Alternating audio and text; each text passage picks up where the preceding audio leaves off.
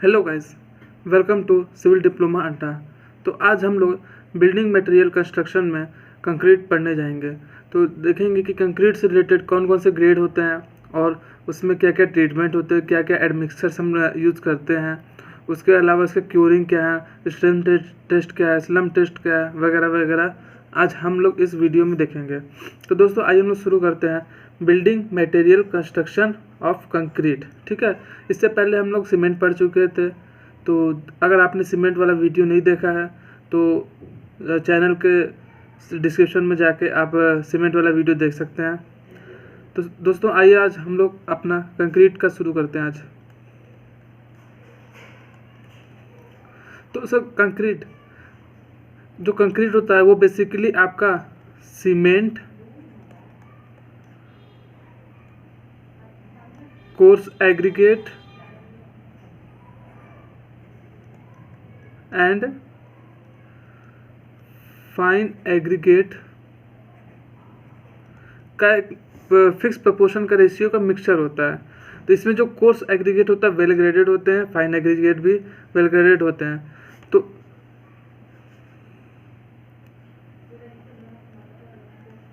जो कंक्रीट है आपका डिफरेंट रेशियो में आते हैं और उसे M25, M30, M35 different grade में डिवाइड किया गया है। तो सबसे पहला आपका जो ग्रेड है वो है M7.5। तो M7.5 में इसका जो रेशियो है 1:4:8 है। तो इसमें 1:4:8 का मतलब हो गया 1 batch cement, 4 batch coarse aggregate यानी गिट्टी और 8 बैच फाइन एग्रीगेट यानी कि आपका बालू हो गया। ठीक है, फिर उसके बाद आ गया M10। तो M10 का जो रेशियो है वो है 1:3:6। ठीक है, तो इसमें 1:3:6 आप समझ गए होंगे। फिर इसके बाद है M15। तो M15 में रेशियो है 1:2:4। फिर इसके बाद आता है आपका M20। तो M20 में है रेशियो 1:1.5:3।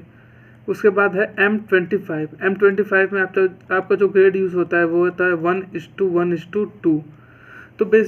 तो ये जो आपका मेनली जो सिंपल कंस्ट्रक्शन होता है उसमें आपका M15 यानी कि 1:2:4 का जो ग्रेड होता है वो यहाँ पे यूज़ होता है। ठीक है, फिर इसके बाद जो इलास्टिक मॉडुलस होता है ऑफ कंक्रीट ये लाई करता है आपका 14×10⁻³ न्यूटन पर mm² टू 40×10⁻³ न्यूटन पर mm²। तो ये अक्सर पेपर में पूछा भी जाता है। तो इस चीज़ का आपको नॉलेज होना चाहिए, जो ग्रेड है कि कौन कौन से ग्रेड हैं, और इसके अलावा जो रेंज है इलास्टिक मॉडुलस ऑफ कंक्रीट का वो आपको जानना, नॉलेज में होना चाहिए। फिर आपका नेक्स्ट टॉपिक आता है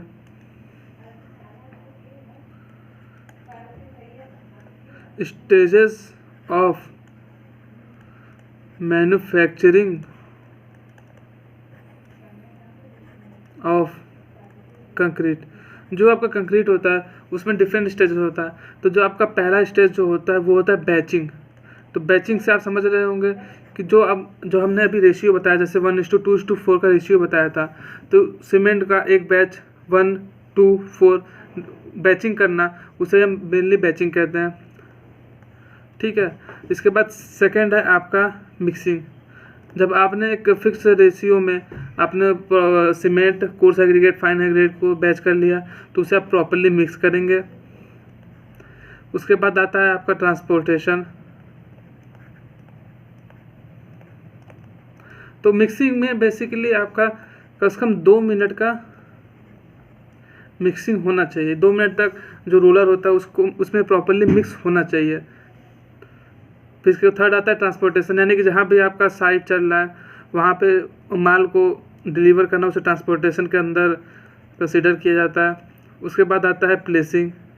तो जहाँ पे भी आपका वर्किंग साइट है वहाँ पे आप ट्रांसपोर्टेशन के बाद उस कंक्रीट को प्लेस कर देंगे। फिर इसके बाद आता है फिनिशिंग, इसके बाद आता है कॉम्पैक्टिंग।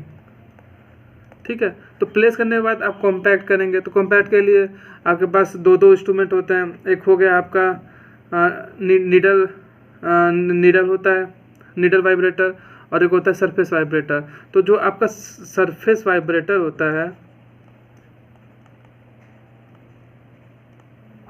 वो 15 to 20 सेंटीमीटर डेप्थ वाले स्लैब के लिए हम लोग यूज़ करते हैं।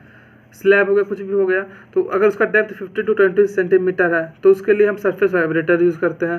पर वहीं अगर नीडल वाइब्रेटर की बात करें तो ये मास कंक्रीटिंग के लिए यूज़ किया जाता है, जहाँ पे काफ़ी ज़्यादा डेप्थ है, जहाँ पे सरफेस वाइब्रेटर काम नहीं करता, वहाँ हम नीडल वाइब्रेटर यूज़ करते हैं।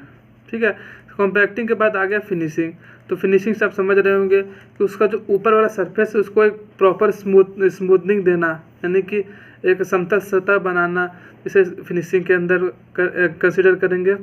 फिर जो 7th कैटेगरी आपका आता है, फिर वो आता है क्यूरिंग। तो क्यूरिंग तो आप जानते ही होंगे कि वो 24 घंटे के बाद अबाउट जो आपका स्ट्रक्चर होता है उसे प्रॉपरली वाटर से क्योर करना चाहिए ताकि वो अपना स्ट्रेंथ गेन कर सके। अब इसके बाद नेक्स्ट टॉपिक हमारा आता है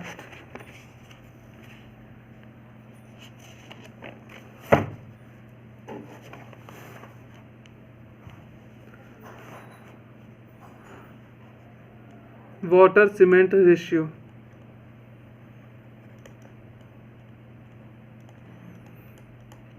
तो जो वाटर सीमेंट रेशियो जो कंक्रीट में होना चाहिए उसका एक रेंज होगा 0.35 टू 0.65।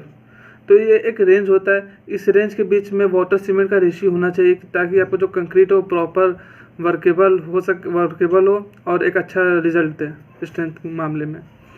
तो एक कंसीडर करके एक हम चार्ट बनाते हैं, नॉर्मल exposed to rain,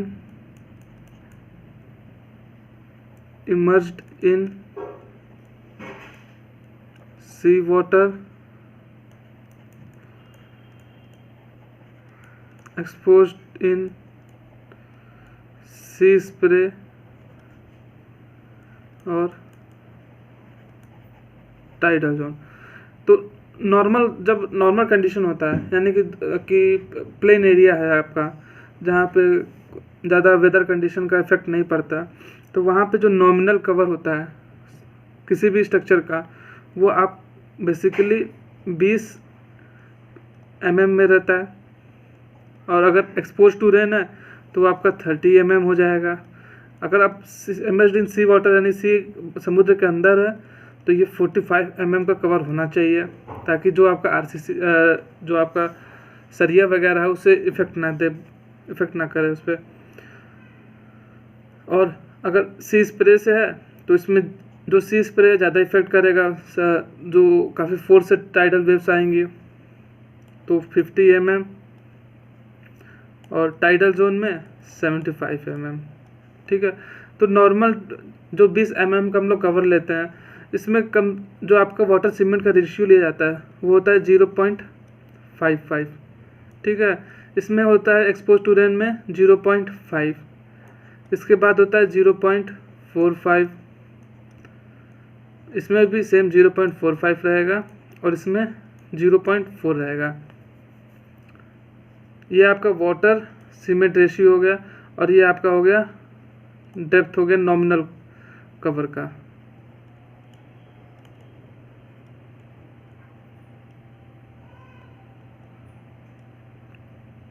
तो ये कुछ चार्ट है, इसको प्रॉपरली आप देख लीजिएगा कि कॉम्पिटिटिव एग्ज़ाम वगैरह में मेंशन करके पूछ लेते हैं कि टाइटल जोन के लिए हमें कितना कवर प्रोवाइड करना चाहिए, या फिर कोई भी स्ट्रक्चर आपका इमरजेंसी वाटर है तो उसके लिए हम लोग वाटर सीमेंट का रेशियो क्या लें। तो ये चार्ट अच्छे से आप लोग लर्न कर लीजिएगा। फिर हमारा नेक्स्ट टॉपिक आता है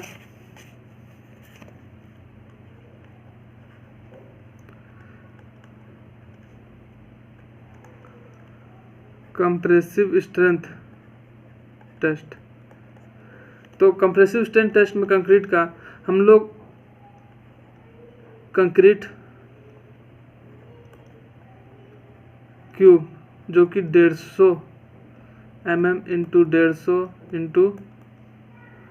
150 mm का लेते हैं, या फिर इसे हम सिलिंड्रिकल फॉर्म में भी ले सकते हैं, जो कि इसका जो डायमेंशन होगा वो होगा 150 mm डाया होगा और 300 mm हाइट होगा। तो जब हम concrete cube 150 mm into 150 mm का ले लेंगे, इसे प्रॉपरली कास्ट कर लेंगे, तो इसे 24 आवर्स के लिए हम लोग प्रॉपरली सेटल होने के लिए छोड़ देंगे। फिर इसके बाद 27 डेज टू 28 डेज के लिए हम लोग इसको पानी में इमर्स कर देंगे, यानी कि ताकि प्रॉपरली जो है कंक्रीट क्योर हो जाए और उसका एक जो स्ट्रेंथ है वो प्रॉपरली डेवलप हो जाए। तो जो क्यूब स्ट्रेंथ इसमें आएगा वो 1.25 टाइम्स होता है सिलेंडर स्ट्रेंथ का, ठीक है। तो जो क्यूब स्ट्रेंथ हम लोग निकालते हैं तो उसमें जो रेट ऑफ लोडिंग हम लोग लेते हैं, रेट ऑफ लोडिंग वो होता है आपका 14 न्यूटन पर mm² पर मिनट, यानी कि 1 मिनट पे 14 न्यूटन का हम लोग फोर्स अप्लाई करते हैं, कंप्रेसिव लोड 1 mm² के अंडर में 14 न्यूटन का। इसके बाद हमारा नेक्स्ट टॉपिक आता है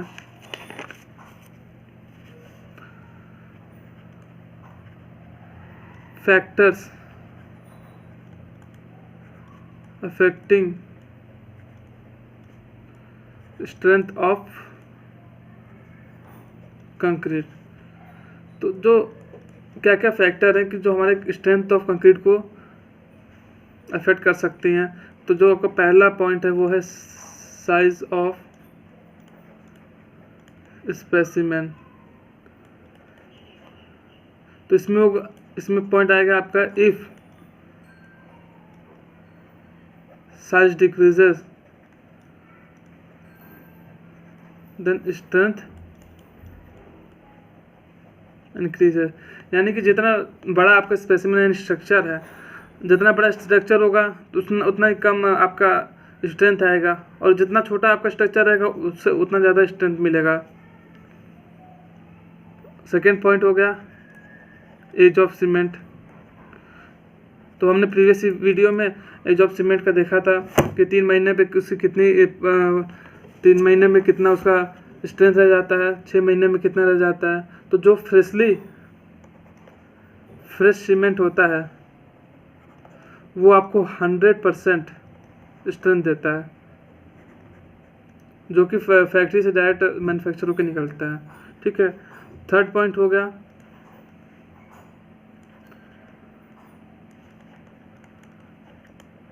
साइज ऑफ एग्रीगेट। तो अगर आप छोटे साइज़ का एग्रीगेट यूज़ करेंगे तो वो ज़्यादा आपको स्ट्रेंथ देगा, और बड़े साइज़ के एग्रीगेट यूज़ करेंगे तो सीमेंट और एग्रीगेट के बीच में बॉन्डिंग अच्छी नहीं बन पाएगी, और छोटे एग्रीगेट रहेंगे तो अच्छी बॉन्डिंग बनेगी, ज़्यादा बॉन्डिंग बनेगी, ज़्यादा सरफेस एरिया मिलेगा। इसलिए small size of aggregate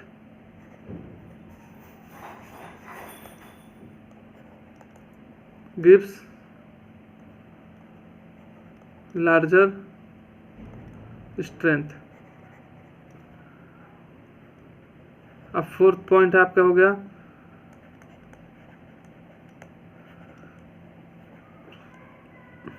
type of aggregates. तो इसमें हो गया आपका angular aggregate,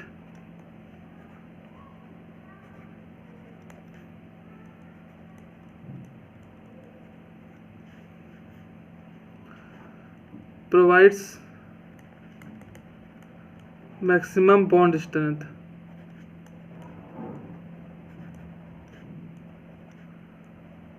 as compared to rounded aggregates। अगर कोई भी एग्रीगेट आपका एंगुलर है तो वो एक अच्छा बॉन्ड स्ट्रेंथ देता है, और अगर राउंडेड एग्रीगेट है तो अच्छा बॉन्ड स्ट्रेंथ नहीं देगा। अब नेक्स्ट हेडिंग हमारा है फैक्टर्स अफेक्टिंग वर्केबिलिटी। तो कौन कौन से फैक्टर हैं कि जो हमारा कंक्रीट है उसके वर्केबिलिटी पे डिपेंड करता है। तो पहला तो वाटर कंटेंट हो गया, जितना ज़्यादा वाटर रहेगा उतनी ज़्यादा वर्केबिलिटी रहेगी, पर स्ट्रेंथ आपका कम हो जाएगा। तो दोनों इन्वर्सली प्रोपोर्शनल है, और जितना ज़्यादा आपका वाटर कंटेंट बढ़ता जाएगा, वाटर सीमेंट रेशियो बढ़ेगा, तो उतना इससे कम आपको स्ट्रेंथ मिलेगा। यानी इससे हम कह सकते हैं strength is inversely proportional to water cement ratio. ठीक है। सेकेंड पॉइंट है आपका एग्रीगेट साइज। तो अभी हमने एग्रीगेट साइज बताया था कि अगर बड़े साइज के एग्रीगेट रहेंगे तो कम बॉन्ड स्ट्रेंथ बन पाएगा, कम बॉन्डिंग मिलेगा, कम सरफेस एरिया मिलेगा। पर छोटे एग्रीगेट रहेंगे तो ज़्यादा सरफेस एरिया मिलेगा, अच्छी बॉन्डिंग बनेगी, तो आपको अच्छा स्ट्रेंथ मिलेगा। थर्ड है आपका शेप ऑफ एग्रीगेट। ये भी हमने अभी प्रीवियस पीपीटी में देखा था। शेप ऑफ एग्रीगेट अगर फ्लेकी या एंगुलर एग्रीगेट है तो आपका अच्छा बॉन्ड स्ट्रेंथ बनेगा, पर राउंडेड एग्रीगेट रहेगा तो एक अच्छा बॉन्ड स्ट्रेंथ नहीं मिलेगा आपको। फोर्थ है आपका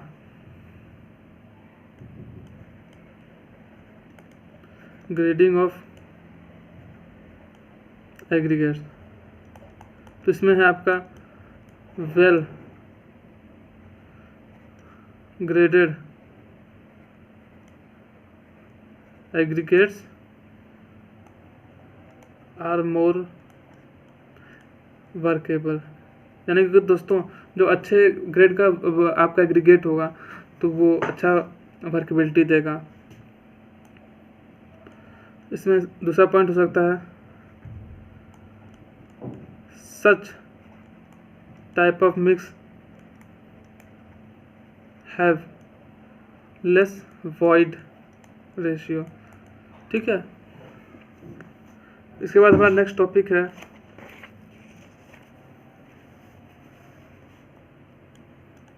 स्लम्प टेस्ट। तो स्लम्प टेस्ट में जो आपका कॉम्पिटिटिव एग्जाम्स वगैरह में इसके डायमेंशंस ज़्यादा पूछे जाते हैं। तो जो आप फर्स्ट टर्म यूज़ करते हैं, कौन फर्स्ट टर्म, इसमें ऊपर का जो डाया होता है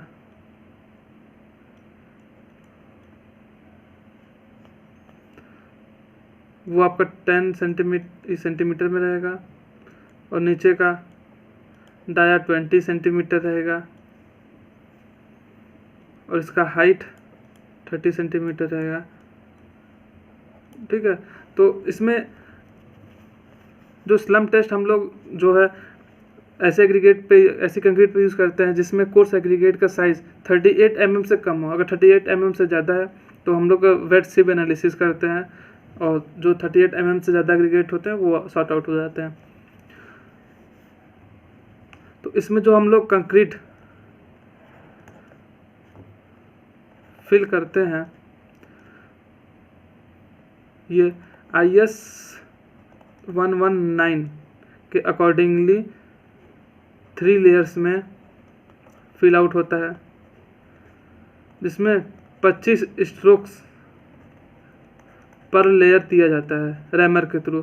तो जो आपका टैंपिंग रॉड होता है ना, टैंपिंग रॉड से देते हैं।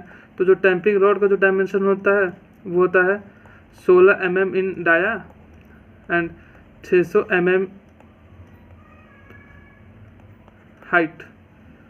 तो 3 लेयर में हम लोग 25 स्ट्रोक्स देते हैं पर लेयर, और टैंपिंग रोड के थ्रू देते हैं, जो कि आपका टैंपिंग रोड का डायमेंशन होता है 16 mm और 600 mm हाइट। ठीक है। तो इस स्लम्प टेस्ट में जो इसका कुछ जो रेंजेस है वो आप देख लीजिए। जैसे कि जो कंक्रीट है फॉर रोड कंस्ट्रक्शन, अगर रोड कंस्ट्रक्शन के लिए हम लोग कंक्रीट यूज़ कर रहे हैं तो उसका स्लम्प वैल्यू कितना होना चाहिए? तो इसका स्लम्प वैल्यू होना चाहिए 20 से 40 mm। तो स्लम्प वैल्यू से मतलब आप क्या समझते हैं कि जब आपको इसमें एग्रीगेट भर देंगे तो जब कोन को अचानक ऊपर उठाएंगे तो जो हाइट में जितना डिफिशेंसी आएगा उसे स्लम्प वैल्यू बोलते हैं, ठीक है। तो कंक्रीट फॉर रोड कंस्ट्रक्शन के लिए 20 से 40 mm लेंगे, पर अगर आपका बीम या स्लैब है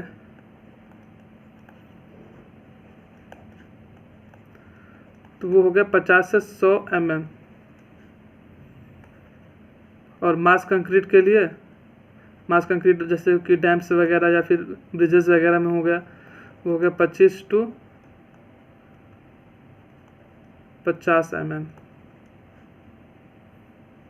इसके अलावा नॉर्मल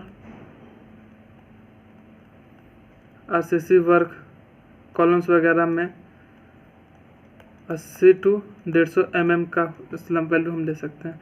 तो ये कुछ बेसिक से रेंज है जो कि आपको अच्छे से याद कर लेना है, क्योंकि एग्जाम्स वगैरह में इसके रेंजेस ही पूछते हैं अक्सर कि अगर रोड कंस्ट्रक्शन के लिए कंक्रीट हम लोग यूज़ करेंगे तो इसकी स्लम्प वैल्यू कितनी होनी चाहिए, इसके कहीं ना कहीं घुमा फिरा के ये सब पूछता ही है, ठीक है।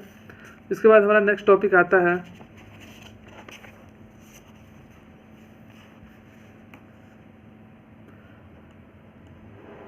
ग्रेड ऑफ कंक्रीट, और इसमें अनज्यूम्ड स्ट्रेंथ 28 डेज पे। तो जो डिफरेंट ग्रेड्स ऑफ कंक्रीट हम लोग M15 M20 वगैरह यूज़ करते हैं तो उसका 28 डेज स्ट्रेंथ कितना होना चाहिए उसका हम लोग रेंज देख लेते हैं। तो अगर M10 to M15 grade concrete है तो उसमें कम से कम 350 न्यूटन पर mm² का स्ट्रेंथ होना चाहिए 28 डेज पे, ठीक है। फिर उसके बाद है M20 to M25, तो इसमें आपका हो गया 4, M30 to M60 है तो इसमें हो गया 5, और M65 to M80 है तो ये हो गया 6, ठीक है। इसके बाद हम लोग नेक्स्ट देखते हैं सेग्रीगेशन एंड ब्लीडिंग। तो दोस्तों इसमें बेसिक सा डिफरेंस हम जान लीजिए कि सेग्रीगेशन जो होता है, जो आपका कंक्रीट मिक्स होता है उसमें से coarse aggregate, fine aggregate, cement का अलग हो जाना, यानी कि प्रॉपर मिक्स ना होने के कारण सेग्रीगेशन में particles coarse grain, fine grain का अलग हो जाना वो आपका सेग्रीगेशन कहलाता है। पर ब्लीडिंग में होता है कि जो आप कंक्रीट का जो लेयर बिछाते हैं उसमें जो वाटर होता है वो ऊपरी सतह पर आ जाता है तो उससे ब्लीडिंग कहते हैं। तो ब्लीडिंग में बेसिक से आपको डिफरेंस हो गया कि वाटर का अलग हो जाना, पर सेग्रीगेशन में आपका कोर्स एग्रीगेट, फाइन एग्रीगेट और सीमेंट का अलग हो जाना, ये आपका सेग्रीगेशन हो जाता है। सेग्रीगेशन में अक्सर आप केस में देखे होंगे कि जो ढलैया वगैरह होती हैं तो उसमें जो कोर्स एग्रीगेट होता है वो नीचे बैठ जाते हैं और फाइन एग्रीगेट जो होते हैं, सीमेंट वगैरह होते हैं, वो ऊपर ही रह जाते हैं। तो ये आपका सेग्रीगेशन का सेग्रीगेशन का स्टेटस आ गया, ठीक है। ब्लीडिंग में water comes out on surface of concrete, coarse grain, fine grain and cement get separated out, ठीक है। फिर इसके बाद हम लोग का नेक्स्ट टॉपिक है क्रीप। तो क्रीप के बारे में आप जानते होंगे। ये क्रीप होता है कि continued deformation under constant load, यानी कि किसी भी स्ट्रक्चर पे कोई भी लोड पड़ा हुआ है तो धीरे धीरे जो स्ट्रक्चर आपका डिफॉर्म होता है उसे हम लोग क्रीप बोलते हैं। ठीक है, फिर इसके बाद हम लोग का आता है इम्पोर्टेंट टॉपिक है एडमिक्सचर। तो एडमिक्सचर से भी काफ़ी क्वेश्चन बनते हैं कि एडमिक्सचर में हम लोग डिफरेंट कंडीशन के लिए कौन सा एडमिक्सचर हम लोग यूज़ करें। ठीक है, तो जो आपका पहला एडमिक्सचर है वो है प्लास्टिसाइजर। तो प्लास्टिसाइजर हम यूज़ करते हैं to reduce water content and to improve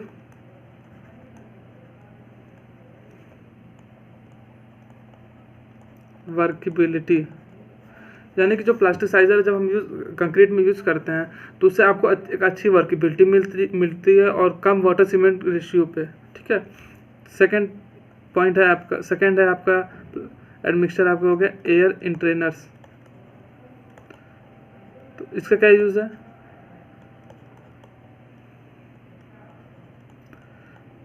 improved resistance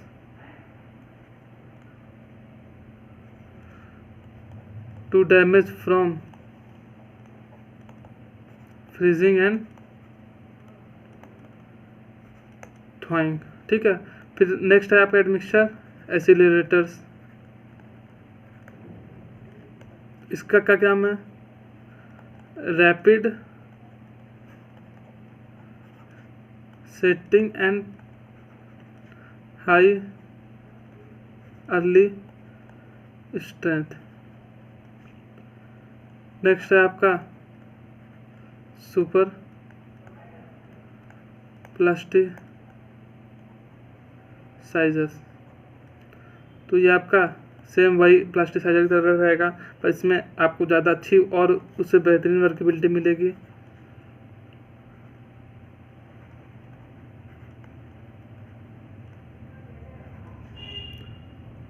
next है आपका प्लास्टिसाइजर्स एडमिक्सचर्स में रिटार्डर्स।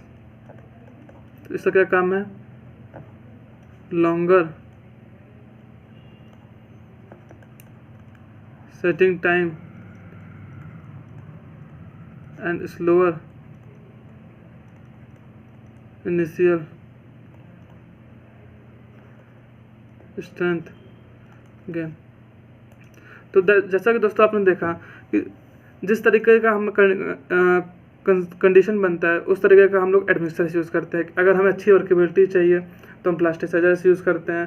अच्छा हमें मतलब कि कोई फास्ट वर्क करना है, यानी कि जैसे भी कोई रोड वगैरह में, तो हम लोग वहाँ एस्केलेटर्स यूज़ करते हैं ताकि जो आपका सेटिंग है वो अच्छे से जल्दी हो जाए और आपको स्ट्रेंथ भी जल्दी मिले, तो वहाँ पे हम एस्केलेटर्स यूज़ कर सकते हैं। वहीं सुपर प्लास्टिसाइजर्स हो गया कि आपको अच्छा वर्केबिलिटी मिले। फिर उसके बाद नेक्स्ट है आपका रिटार्डर्स। तो रिटार्डर्स में जहाँ पे आपका थोड़ा सा स्लो प्रोसेस है तो वहाँ पे आप रिटार्डर्स यूज़ कर सकते हैं, जहाँ पे आपको लॉन्गर सेटिंग टाइम मिलेगा और स्लोअर इनिशियल सेटिंग मिलेगा। ठीक है, तो दोस्तों आज के लिए इतना ही रखते हैं। ठीक है,